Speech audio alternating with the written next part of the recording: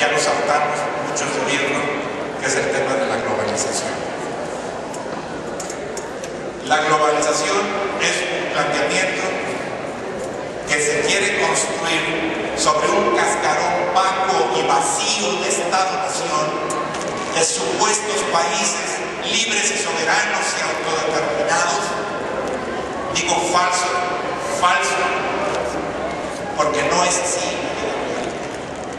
Se construyen y se están construyendo unos mecanismos, un andamiaje sobre todos estos estados-nación, cascarón, ya añejo, ya no funcional,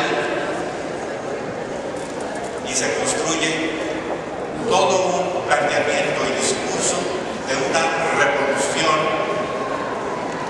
en el sentido de revuelta mental, en donde lo que se plantea es que la nueva forma de organizarse las sociedades ahora, la nueva forma de organizarse las sociedades, ya no es tanto como Estado-nación.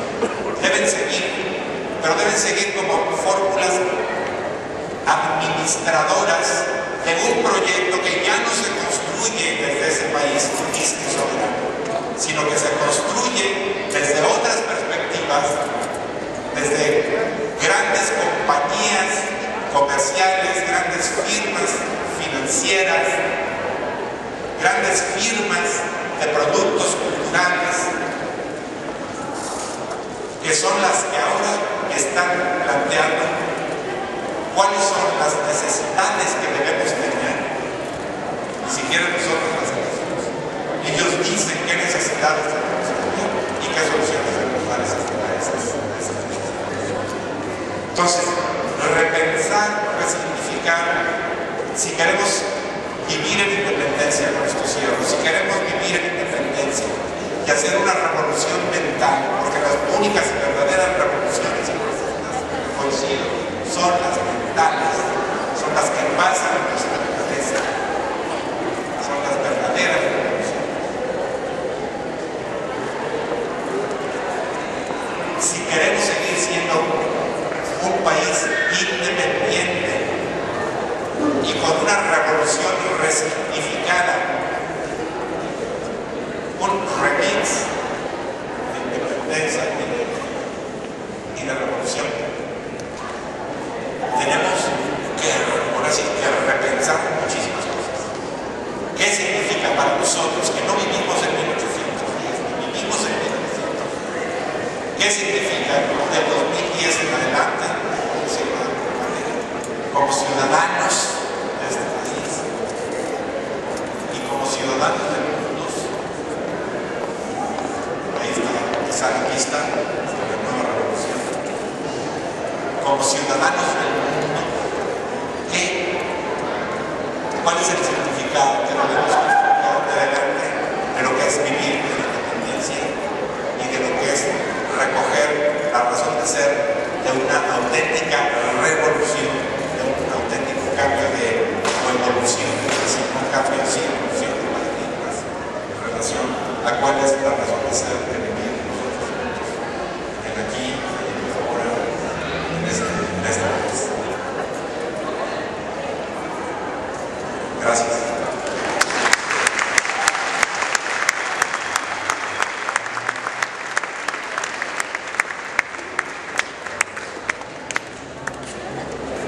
Bien, muchas gracias. Vamos a leer para dar mayor agilidad a este momento por tandas. Voy a leer 2, 3 preguntas y harán ustedes responder y a cuál, ¿no? Primera, ¿somos los paradigmas que recordamos? ¿Cuáles son los más relevantes en la actualidad? Número 2, ¿no será que vivimos en un país chafa y queremos convencernos de lo contrario? Número 3, ¿qué nos ha dejado la independencia y la revolución mexicana después de tantos años? Si la corrupción, pobreza e impunidad cada día es más grande y el gobierno no hace realmente nada por la sociedad. ¿Quién quiere tomar la palabra?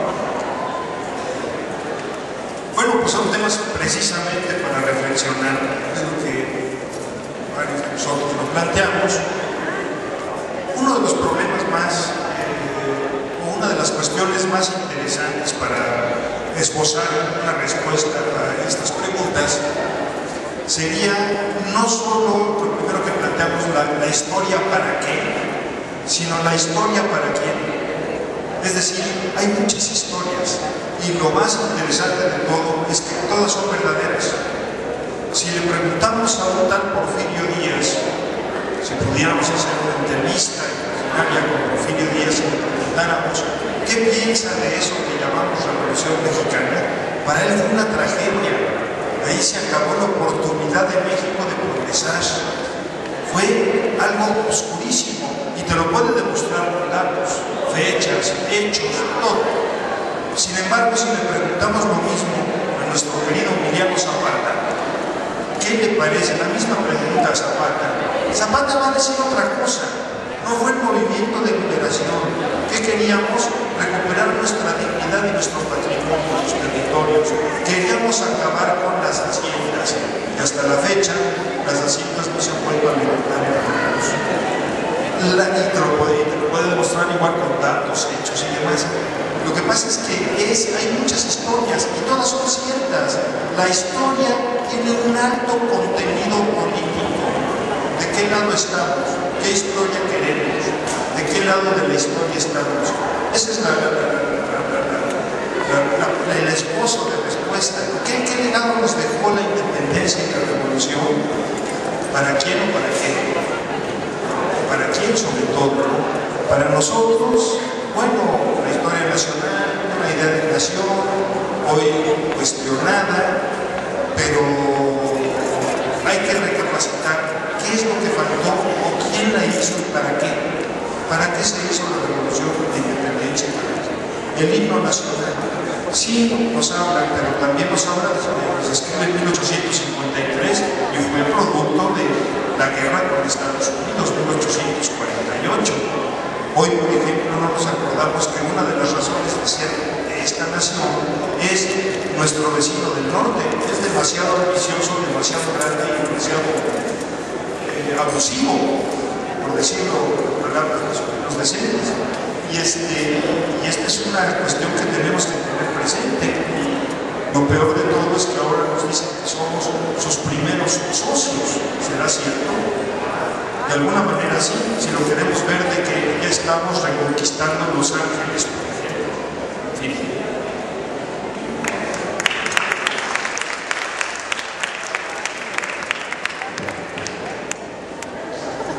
Si somos un país chafa, una sociedad chafa,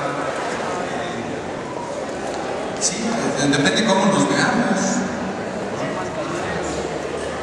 El problema somos nosotros mismos. Un mexicano es un problema siempre para otro mexicano y para sí mismo. Y la chafura la vemos así, justamente. No sé hasta dónde, por ejemplo, esta expresión de Carlos, que creo que tiene por contraparte el origen de la pregunta, cuando cruzamos la frontera norte, la basura no la tiramos. ¿Por qué? Nos cuidamos de no hacer aquí aspavientos. ¿Por qué? No nos pasamos los altos. Como si fuera un cambio mágico.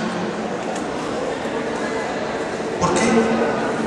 Porque son abusivos los yanquis.